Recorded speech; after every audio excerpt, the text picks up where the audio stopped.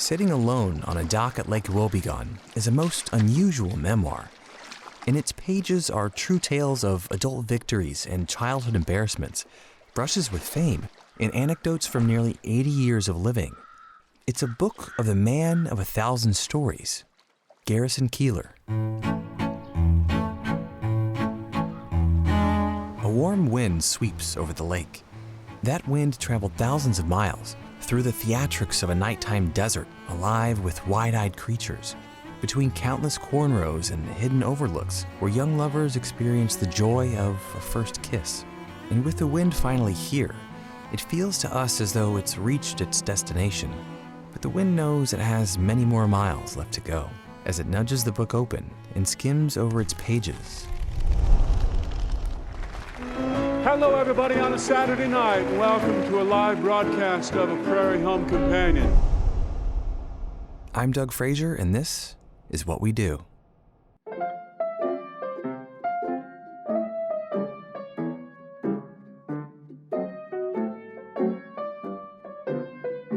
I love the fact that I am still working at the age of 78 at the same thing that had my attention when I was 18. That's 60 years. You can't hope to be luckier than that. At 6 feet 4 inches tall, Garrison towers over most people. He's described his own look as solemn, and his mind is what people today will classify as high-functioning autistic. From that mind, a storyteller came to life, one whose voice and demeanor make you want to lean in and stay a while. Why do you tell stories in the first place? It simply is a way of thinking. You don't know what you think until you write. This is why I am so grateful still for having given up alcohol, which I did about 20 some years ago, which is that you get back your morning, your early morning. You wake up and you're bright first thing in the morning. And that didn't used to be the case. Nothing I wrote on alcohol was worth shit. But what I wake up thinking sometimes is really valuable. And it's your dream life, your sleep life passes into your waking life, and it's so mysterious, but it happens. I can't tell what of that idea came to me in my sleep and what came to me with my first cup of coffee. Garrison is probably best known for creating the radio show A Prairie Home Companion. He's also an author with a flair for small-town charm. A common setting for his books is the fictional town of Lake Wobegon. Here, the characters and stories feel familiar, and the humor is hidden around every corner. It's been a quiet summer in Lake Wobegon, my hometown. It's been a beautiful summer. So many pleasant days and several days of drenching rains to save our corn from the drought. It's a beautiful thing for those of us in the north. Every January and February, nature makes a serious attempt to kill us. And so, it's a never-ending source of astonishment to be able to walk outside in the grass in your t-shirt and your shorts and your bare feet. I loved summer when I was a kid so much because when school was out, that meant that you could read as much as you wanted to. What are you reading nowadays? Are you reading more fiction or nonfiction since quarantine? I've been reading nonfiction. I don't read fiction. I walk into a bookstore and I open this novel and that novel, and they're mostly complaining, and people have some great sorrow, some great injustice, some wound that they want me to deal with, and I don't want to. I lack sympathy somehow. So I read nonfiction, and I love nonfiction, but I've become an impatient reader. I'm not a tolerant reader. I read a page or two, and sometimes I put it away. My bookshelf is full of unread books. Same. I don't apologize. Do you ever give away those books, or do you say, okay, maybe one day I'll actually come back to them? I'm in New York, and there are these little like birdhouses, little roosts for unwanted books, but they're already full of books, and so I don't know anybody who wants them. What's to be done? I don't know. It's a sad thing for an author to see unwanted, unread books. Writing is my life. You know, I just sit down and I put paragraphs onto a screen, and sometimes I'm amazed at what I come up with. As it turns out, listeners and readers were amazed too. His storytelling propelled him into the public spotlight. There's something in your book I'd like to talk about. Your book, That Time of Year. You mentioned that fame is a role and some people perform it well. Do you consider yourself one of those people? No. I tried. I did my best. I tried to be accommodating to strangers. I was confused by it. You do a show. I did a show called A Prairie Home Companion, and it was done in a theater or, wherever, in front of an audience. And on stage, I was not a graceful person. I didn't know how to be. I looked like I was there by accident, like I was, a pest exterminator or something. And but afterward, people hung around in the lobby to talk to me, and it was confusing. The show meant a lot to them, and they treated me like family. I didn't know who they were, but they loved what I did.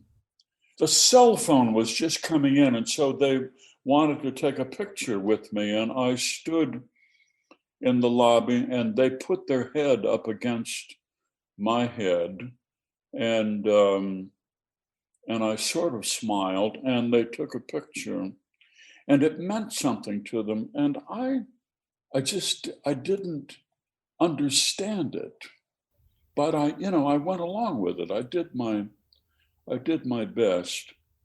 Even with a massive following and acclaim, Garrison didn't consider himself a real celebrity. How is he so certain of his own status? Because he'd been face to face with the real deal. I remember I once did a show. It was on CBS, and it was celebrating the 100th anniversary of Irving Berlin's birth. From Carnegie Hall, Irving Berlin's 100th birthday celebration. That was Celebrity City. Who was there? I looked around, and here was Bob Hope. How'd you like that trip down memory lane? And here was Walter Cronkite. Good evening. I saw Leonard Bernstein walk up to Frank Sinatra and say, like your work. And Frank Sinatra didn't know what to say. Here was Leonard Bernstein with a feather boa around his neck, and Sinatra with his toupee, and Ray Charles walked up and shook my hand. He was blind, but he shook my hand. Well, you have a deep bass voice, I've never had that kind of voice. My voice is very medium range. The real famous people in America, names who everybody in America would know who they were. You mentioned an interesting encounter with a writer, with George Plimpton, who crashed one of your parties. And he said something to you that you mentioned in the book that kind of stuck with me. I wanted to ask you about. He said, I tell you, friendship is what it's all about. It's all it's ever been about. All my deepest regrets are about people I missed my chance to get to know, and it's always for the dumbest reasons. Do you agree with him? I do. at my age, I'm trying to make up for that, and I'm trying to get back in touch with relatives and classmates.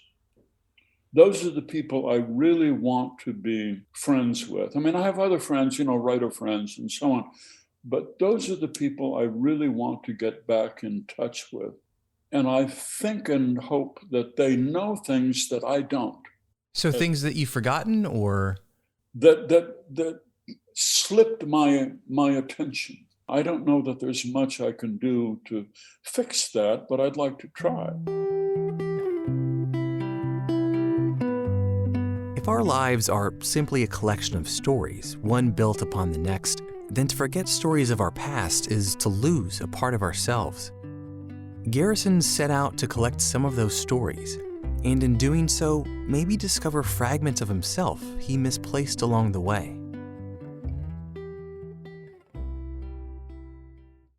Garrison never wanted to write funny stories. He dreamed of being a poet, a serious writer.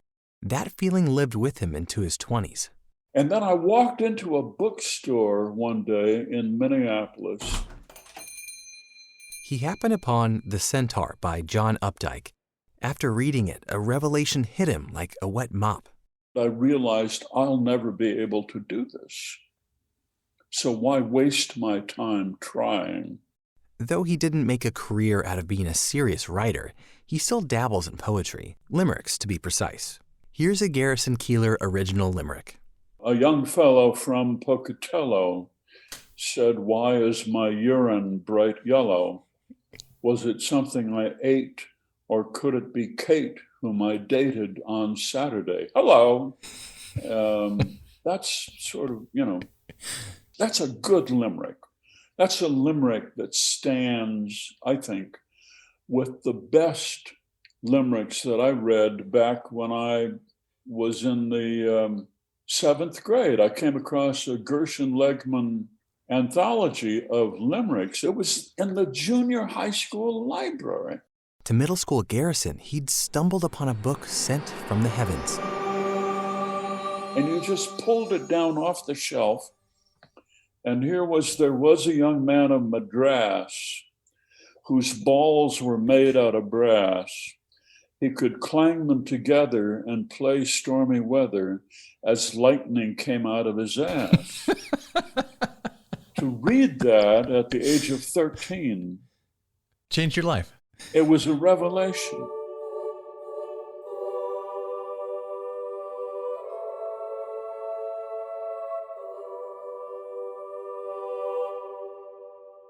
When Garrison was a kid in the 1950s, life was a lot different. Not only did books of suggestive limericks grace middle school library shelves, parents didn't watch as closely over their kids like many do today. It was the perfect time for story-worthy adventures. I got on my bike in the morning and I rode away from the house, and nobody said, "Where are you going? And when will you be back?" Nobody. We were set free. And so Garrison rode his bike down to the Mississippi River, which he had been warned to stay away from. Not long ago, a boy his age named Frankie Renko had drowned in it, but Garrison went anyway. And I took off my shoes and I rolled up my pants and I waded into the river and I skipped stones. Nobody showed me how to skip stones, but I did. It was just something everybody knew how to do. You went out and you disobeyed. How did it feel when you did that? It felt darn good. I was brought up by Plymouth Brethren. They were strict people. My mother sent a note to school every year asking that I be excused from gym class when they did square dancing. We were not allowed to square dance or go to movies. We did not have a TV. So it felt good to be on my own. I was brought up by strict separatist people. I had and have no social skills. It seems like a deficit, but it's not really. It just means that you go in another direction. You have no social skills, so you become a writer, and you go into radio where it doesn't matter that you don't know how to smile. You sit in a studio by yourself, and you learn how to be pleasant to strangers in a way that you cannot do to people you're actually with. Garrison has worked with countless great talents whose cultural memories will continue to last for generations. As for his own legacy, how do you hope you're remembered? I don't expect to be, and radio is very transitory, and it disappears the moment you're done with it, and so I don't really expect to be. I think that maybe there are things that I said that maybe become part of the lexicon, if there still is such a thing. I said, nothing you do for children is ever wasted. And this sentence has been repeated back to me many, many, many times, especially by teachers. Be well, do good work, and keep in touch was my sign off on the Writer's Almanac. Maybe that is something that will be remembered. I don't think anything about Lake Wobegon will be remembered. I grew up with people who read the Bible very closely and who quoted it whenever opportune. And by that standard, I mean, I am, like other Christians, I am a perpetual failure, but, one does one's best. Perpetual failure certainly isn't the way countless fans would describe Garrison, but such is the story of a real man in the fictional city of Lake Wobegon. It happens often enough in this town and even outside its streets that someone has trouble seeing the impact of their own contributions. Garrison is fond of a quote from the poet Mary Oliver that goes, "Whoever you are, no matter how lonely, the world offers itself to your imagination." In sharing his own imagination with millions of listeners and readers, Garrison's created living, breathing worlds and stories that, no matter how silly or comfortably bizarre, always feel like home.